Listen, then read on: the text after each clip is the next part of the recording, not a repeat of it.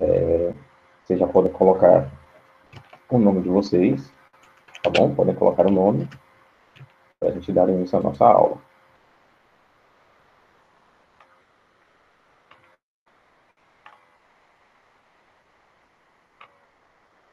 Na aula passada, a gente havia começado a discutir os fatores econômicos na migração, né, nos movimentos migratórios pelo Brasil, certo?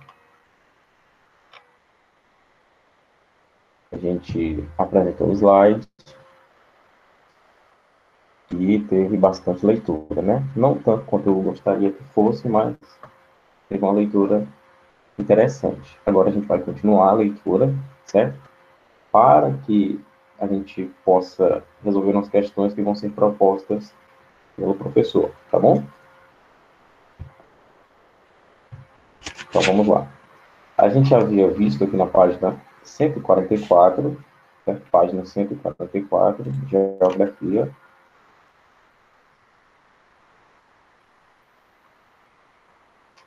Cento e quarenta e quatro. É por aqui. Aí. 144, livro de Geografia. A gente havia iniciado a nossa leitura com a formação econômica e territorial do país, né? Tinha a ver com as diferentes configurações em suas economias e nos perfis socioeconômicos, né? O que é que isso queria dizer?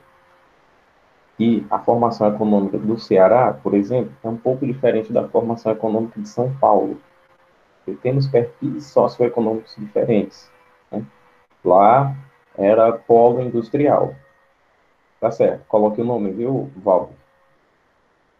Era polo industrial. Os cearenses até iam para lá trabalhar. Então, lá teve um desenvolvimento maior do que aqui, por exemplo, né? Também por uma questão, pela questão do seu desenvolvimento, houve um aumento populacional desequilibrado em relação a outras regiões, né? Lá, se eu não me engano, é o estado que tem mais pessoas em São Paulo. Se não, um dos. Mas não é o maior na questão da extensão territorial, né? Ele não é o maior estado do Brasil, mas é o mais populoso devido ao seu desenvolvimento. No caso do Nordeste, né, a gente sofreu com a seca, com a desigualdade social, com a falta de investimento do governo, já que aqui não, como é que a gente pode dizer, aqui não rendia muita coisa para o governo, né? Então houve uma certa falta de injeção de recursos aqui no Nordeste, combinado com o próprio clima, que não era lá tão favorável ao comércio, né? À agricultura e tudo mais. Página 144.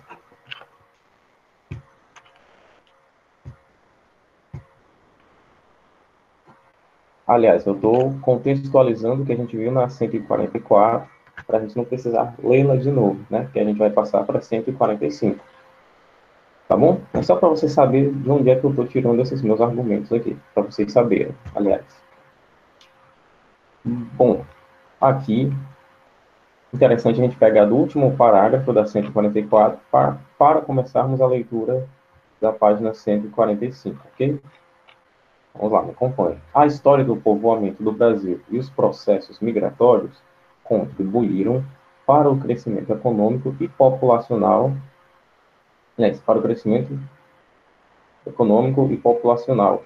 Tiveram origem com as pretensões da coroa portuguesa de explorar os territórios recém-descobertos por Cristóvão Colombo, ao final do século XV. Como aqui não foram encontrados metais e pedras preciosas, foi feita concessão a diversos comerciantes para a exploração do pau-brasil, no início do século XVI. Entretanto, a atividade de extração do pau-brasil durou pouco, e, nos anos de 1530, já não existia uma quantidade de pau-brasil que viabilizasse suas expedições. Vocês lembram que a gente deu uma lidinha nisso? No entanto, nesse curto período, foram fundadas feitorias ao longo do litoral, sem resultarem em povoamentos efetivos, deixando a costa livre para a visita de estrangeiros, como os franceses, que não reconheciam o Tratado de Tordesilhas, celebrado entre Portugal e Espanha, como garantia da posse do Novo Mundo aos países ibéricos. Já aqui na nossa próxima página, né? Aliás, na página 145, quem chegou agora, não esqueça de colocar o nome, tá? Não esqueçam de pôr o nome. A gente tem aqui a cidade de Olinda, né? Que foi um dos primeiros núcleos de povoamento do Brasil. Com a implantação das capitanias hereditárias, começou efetivamente o processo de colonização do Brasil, em 1534, com a chegada de Duarte Coelho para assumir a capitania de Pernambuco e Martim Afonso em São Vicente, no litoral paulista, gerando a onda dos primeiros imigrantes portugueses que vieram povoar e explorar, mais explorar do que povoar, tá? A terra. A prosperidade das duas capitanias se deu a partir do cultivo da cana-de-açúcar para a produção de açúcar, de alto valor no mercado europeu. A exportação do ouro branco foi parte de um ciclo econômico que trouxe mais colonos portugueses e também mão de obra africana, né, que eu falei de escravos, para trabalhar em todas as etapas da produção de açúcar, desde o plantio até a exportação, que deu origem a núcleos de povoamento no Nordeste, como Olinda e Salvador, bem como Sergipe e o Recôncavo Baiano, o Agreste, o Agreste e o Sertão nordestinos foram ocupados pela pecuária, pois não era admitido outra atividade produtiva na zona da mata, né? Principalmente aqui no Nordeste, que não fosse relacionado ao açúcar. Dessa maneira, o fornecimento de carne, queijo e couro era feito pelas fazendas de gado do Sertão e do Agreste, tendo consequência no povoamento dessas regiões. Os africanos imigraram como escravos, né, foram trazidos à força, importante a gente salientar isso, como escravos, e os indígenas foram dizimados, foram assassinados, e suas terras ocupadas, pois não se adaptaram ao trabalho nas lavouras. Com a invasão holandesa, tivemos a chegada de mais uma leva de imigrantes, como os novos cristãos, judeus convertidos, por causa das perseguições religiosas, além dos próprios holandeses. Claro que a motivação sempre foi econômica, né? Até aqui, nessa vírgula aqui, a gente nota que tudo que aconteceu nos primeiros anos, né, em que o Brasil foi encontrado, né, que o Brasil foi descoberto, tudo que aconteceu nos primeiros anos após o descobrimento, todas as movimentações migratórias, não tinha nada a ver com turismo, não tinha nada a ver com outra coisa que não fosse exploração de terra, né? Exploração do que tinha ali, da matéria-prima, que tinha valor no mercado, certo? Os fatores econômicos dos primeiros anos de Brasil foi o único fator que motivou os processos migratórios. Claro que a motivação sempre foi econômica, pois o Brasil seria uma terra de novas oportunidades, tanto para os portugueses e holandeses como para os judeus. Com a retirada dos holandeses, em 1654, parte dos judeus se dirigiu para a América do Norte, mas outra parte foi atraída para o nascente ciclo do ouro, em Minas Gerais.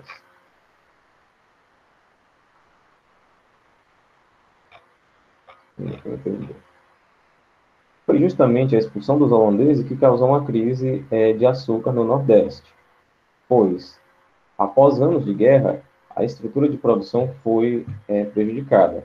Além da indenização que os produtores foram obrigados a pagar, tiveram uma grande concorrência, pois os holandeses aprenderam com os brasileiros a produzir o açúcar e foram produzir nas Antilhas. Essa situação teve, como muitas consequências, Aliás, teve como consequência a decadência progressiva da produção de açúcar no Nordeste, pois nos séculos 17 e 18, os holandeses passaram a disputar o mercado europeu, desfazendo o monopólio que o Brasil tinha no comércio de açúcar, do açúcar, aliás, na Europa. E aqui a gente vê que foi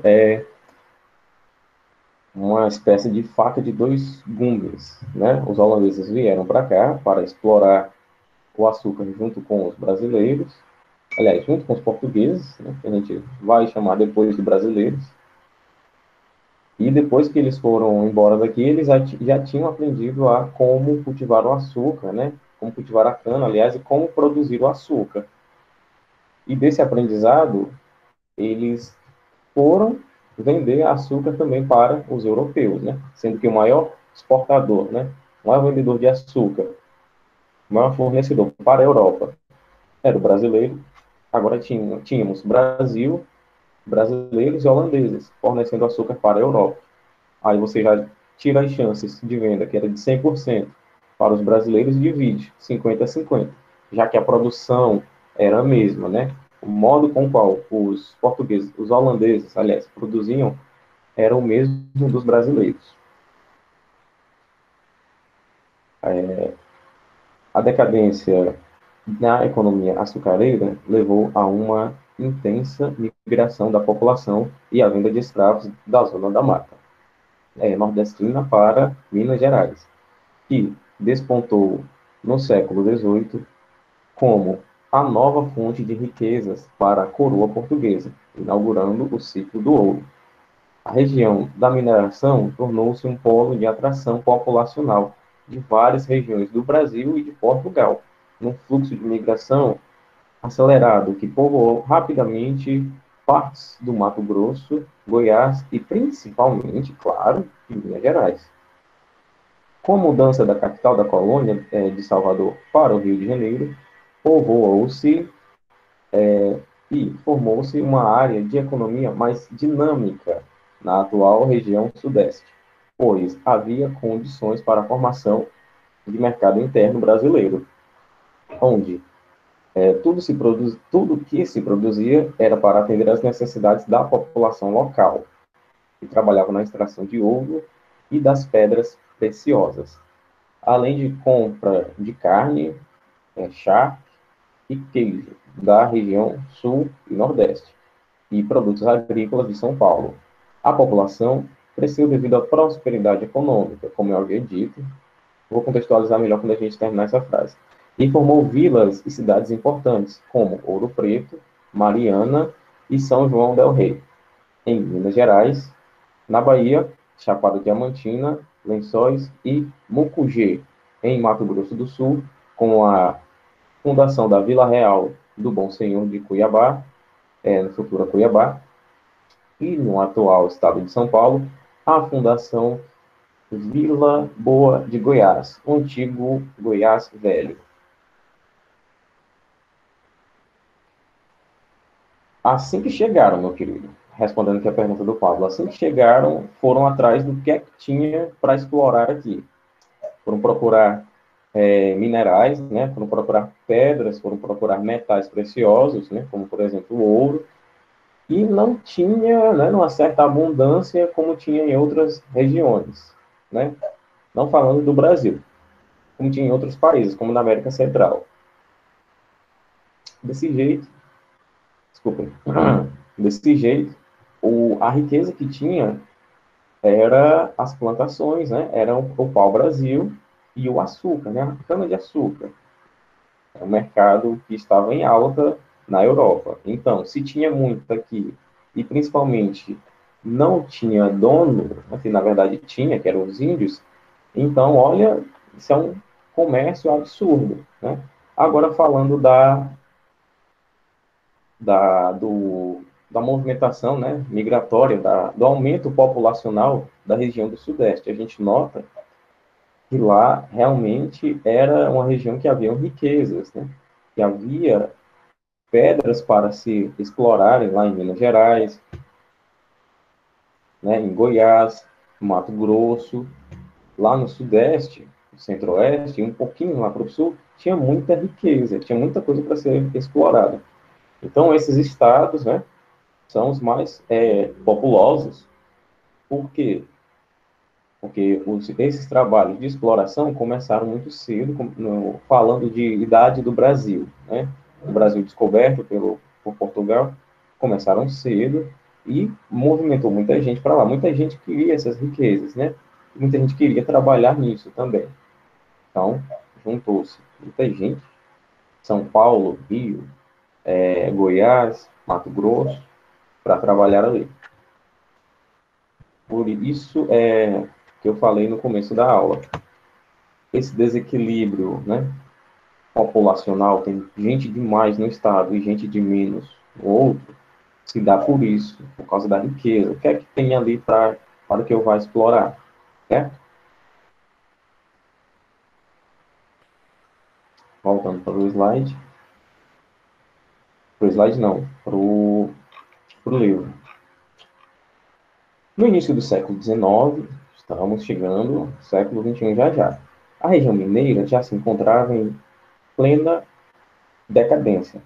Então, próspera Minas Gerais passa a ser área de repulsão populacional, né? A gente falou que no movimento migratório pode haver a concentração, que era o que estava havendo nessas regiões, e depois que acabam os recursos, que acaba o dinheiro, que o emprego está acabando, essa zona vira área de repulsão, né? Expulsa quem está ali. Porque se você saiu, por exemplo, de Alagoas para trabalhar em São Paulo, né? Aí a fábrica fechou. Aí, aliás, deixa eu ver. Você trabalhava numa empresa que explorava ouro. Aí faz meses que não se encontra uma pedra de ouro e a fábrica fechou, né? A empresa que você trabalhava fechou. E aí, o que é que você vai fazer? Se naquela região não tem mais ouro, e era isso que você fazia da vida, ou você procura um meio de vida lá, ou você volta para sua casa, né? Para sua terra natal. Muita gente optou em voltar para sua terra natal.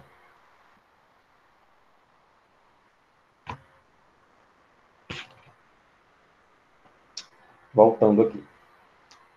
Passando a ser a então próspera Minas Gerais passa a ser uma área de repulsão populacional, passando a sua economia a se dedicar à lavoura e à pecuária leiteira. As famílias mineiras mais prósperas passaram a comprar terras no Vale da Paraíba, no Rio de Janeiro, e apostaram na cultura do café.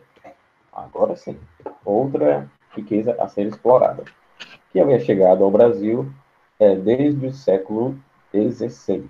16 não, desculpa, 17. Cadê meus óculos? Enfim, 17. Mas que só passou a ter relevância econômica a partir do início do século XVIII, ao espalhar seu consumo pela Europa. Sendo assim, o Vale do Paraíba passou a receber milhares de trabalhadores escravos africanos para atender às necessidades das centenas de empreendedoras, no caso das centenas de empreendedores, né, que se instalavam por causa da nova atividade econômica. As fazendas de café prosperaram na região e, já na década de 1830, era o principal produto de exportação do Brasil, superando a cana-de-açúcar e o algodão. Até o fim do século XIX, o café migrou do Vale do Paraíba para o oeste paulista, em busca de terras férteis e com levas de fazendeiros, escravos e, mais tarde, trabalhadores imigrantes europeus, num intenso fluxo populacional que povoou também o norte do Paraná e alavancou a economia do estado de São Paulo, pois, além da produção ser transportada por ferrovias que ligavam a áreas produtoras, a exportação era feita principalmente pelo Porto de Santos. Então, eu queria que vocês notassem também quase que uma curiosidade aqui, né? Que nesse período a gente atendia as demandas da população brasileira, até certo ponto, sim. mas a gente atendia majoritariamente, né? A maioria das demandas que a gente atendia, que o Brasil atendia, eram as demandas da Europa, né? Reparem o seguinte,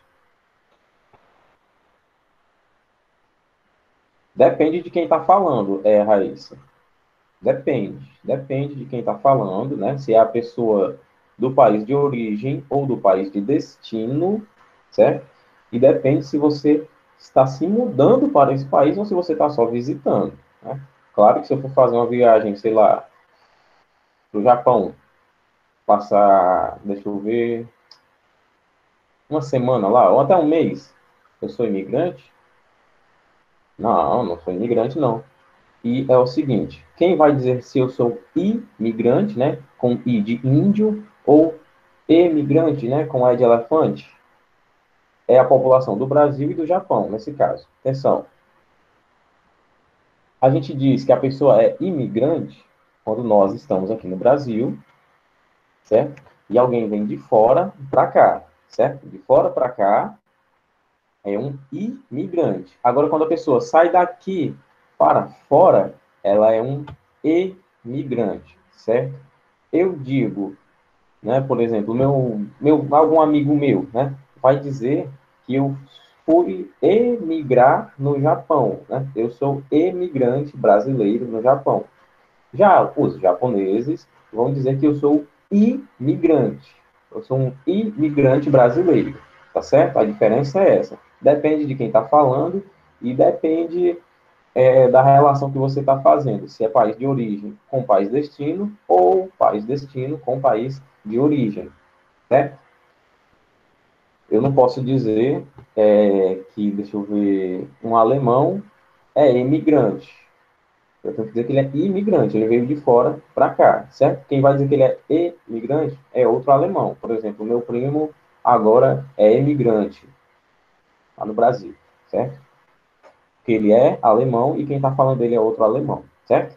Agora, sobre a questão que você perguntou, né? Quando o indivíduo vai para outro país, ele pode ser considerado imigrante ou imigrante? Depende. Eu estou me mudando para lá, eu vou me instalar nesse país para trabalhar, para estudar, para viver lá, para não fazer nada, para ficar sossegado, só para morar lá mesmo. Aí depende, né? Depende. Agora, se eu vou passar só uma semana lá, eu não sou nem imigrante, nem imigrante. Eu fui só visitar, legal, acho bonito lá, a cidade de Osaka. Fui ver aquelas árvores que eu esqueci o nome agora, que eu acho bonito. Olha, eu acho bonito, mas esqueci o nome. Bom, continuando. Acontece. Até o final, o país alavancou aqui. Estamos aqui na página 147, na última frase aqui acima dessa figura do pessoal trabalhando no café, tá? O café era responsável, na década de 1890, por nada menos que 64% das exportações brasileiras, fazendo da economia da região sudeste o polo econômico mais importante do Brasil, com a maior concentração populacional.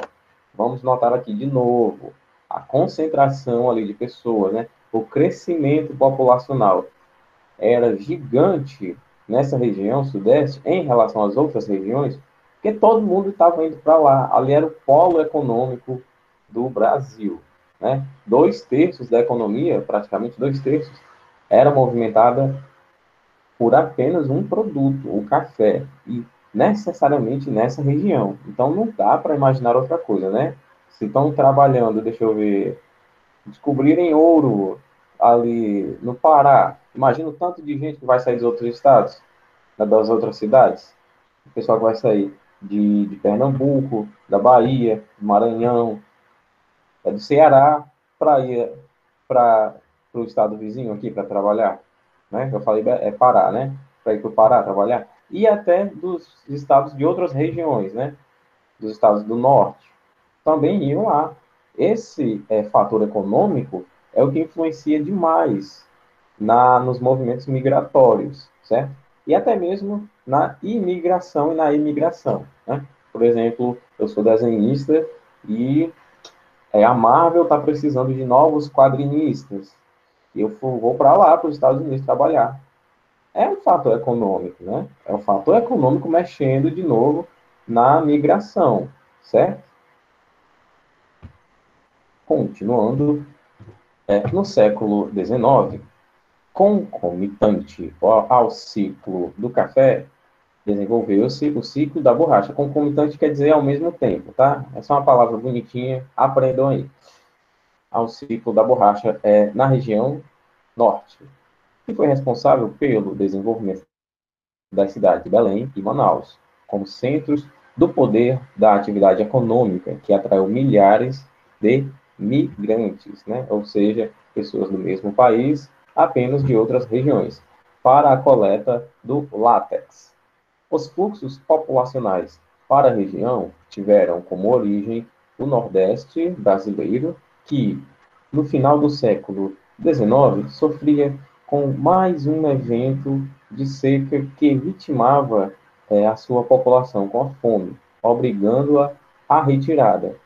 O apogeu, né, da borracha se deu na década de 1880. O apogeu é o auge, vamos entender assim, que é menos complicado, até a primeira década do século XX, e foi responsável pela atração de milhares de nordestinos em busca de uma fonte de renda e melhores condições de vida.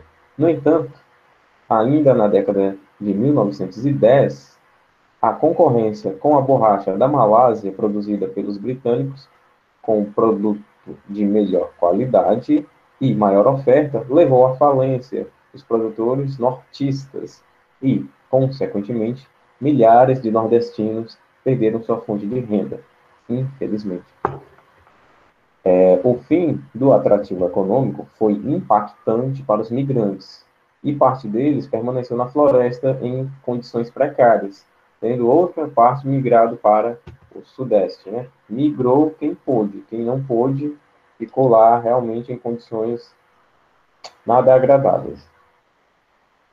Continuando. Só para seguir de consciência tranquila. Ana Monteiro, o que é que você não entendeu, minha querida? Ah, Cideli, né? O que é que você não entendeu, Cideli? Bote aqui.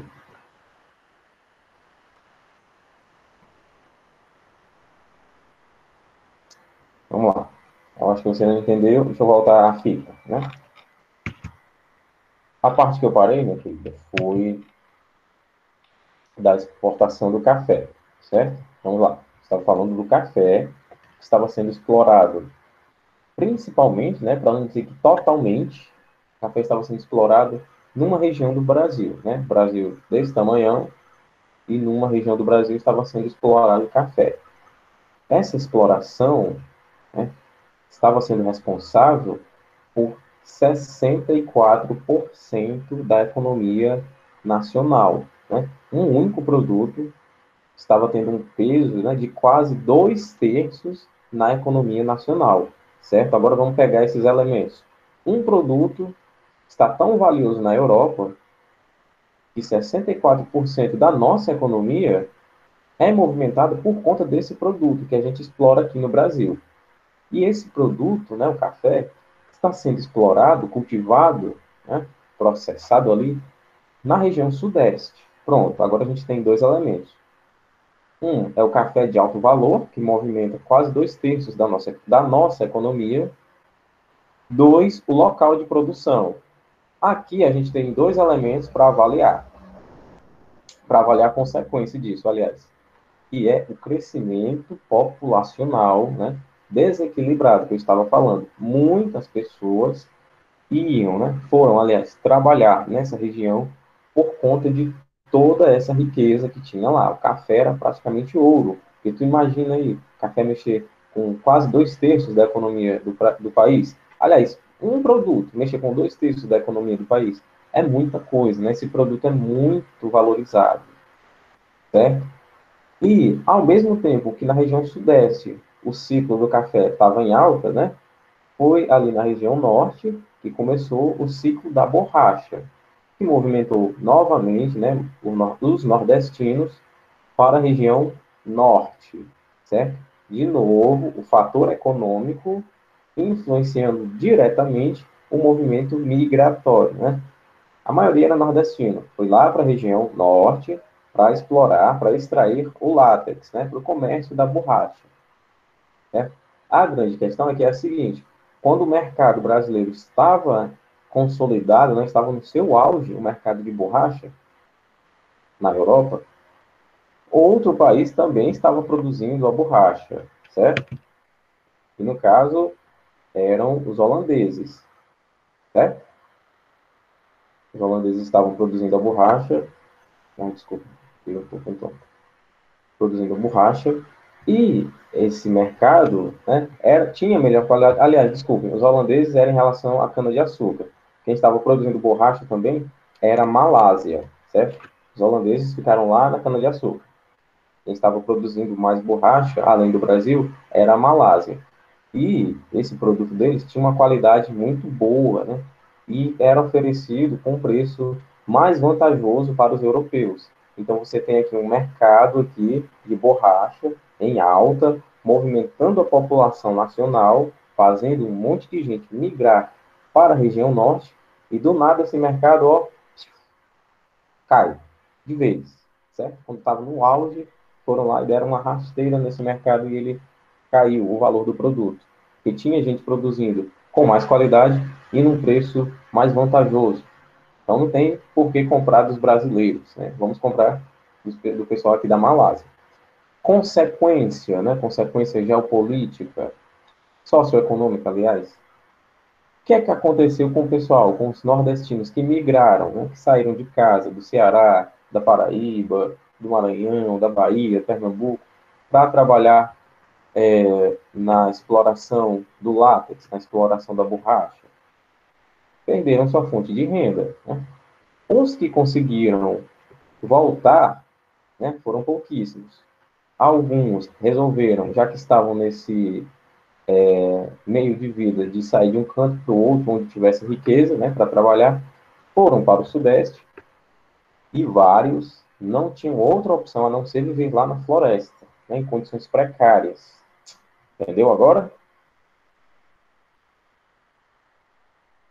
Vamos prosseguir. Se não tiver entendido, você diga que eu explico mais uma vez, explico com outras palavras, não tem nada para ter método. Vamos lá, a gente estava falando aqui do último parágrafo. Milhares de nordestinos perderam sua renda, né? O fim do atrativo econômico foi impactante para os migrantes, assim, essa parte que a gente leu. A gente estava aqui na região sudeste.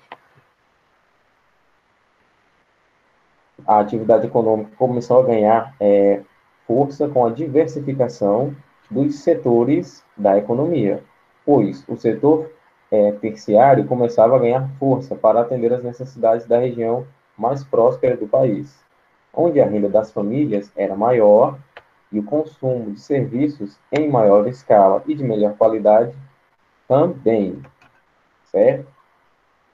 O surto de industrialização devido à Primeira Guerra Mundial, já que estamos falando da década de 1910, a Guerra Mundial durou de 1914 até 1918, foi outro fator de diversificação para a economia do Sudeste, que tinha o maior mercado consumidor do Brasil. O café ainda era a principal riqueza, mas já mostrava sinais de perda de força e era muito dependente das ações do governo federal para manter sua estrutura produtiva. Na década de 1930, após a crise de 1929, caso eu não tenha falado para vocês, a crise de 1929 foi a queda da Bolsa de Valores nos Estados Unidos, que é um evento, né, conhecido como a Grande Depressão da Bolsa de Valores, que afetou as economias do mundo inteiro. Né? De uma noite para outra, as bolsas despencaram de vez, né? A gente fala de uma noite para outra porque realmente foi de uma noite para outra, mas já começava a apresentar sinais de queda, né? Sinais bem tímidos meses atrás, né? A Grande Depressão aconteceu em outubro, se não me engano foi outubro, e esses sinais já vinham acontecendo desde maio, certo? De 1929, sinais tímidos, subiam um pouquinho, desciam um pouquinho, e de uma noite para o dia, caíram de vez.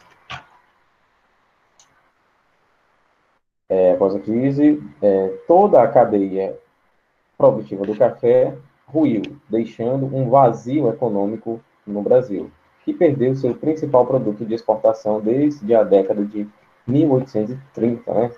Mantendo aí 100 anos de glória do café na economia.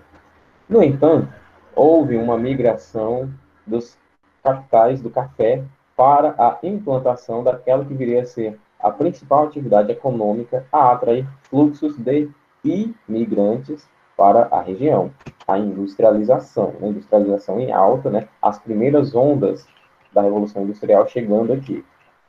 O governo Vargas passou a incentivar a indústria com a política da substituição das importações. Com isso, o Brasil, a partir da década de 1940, já em meados ali, né, beirando o fim do governo Vargas, que se deu em 47, iniciou um irreversível processo de industrialização, que seria responsável pela transferência em massa da população rural para as cidades, e culminaria com a urbanização do Brasil já no início da década de 70.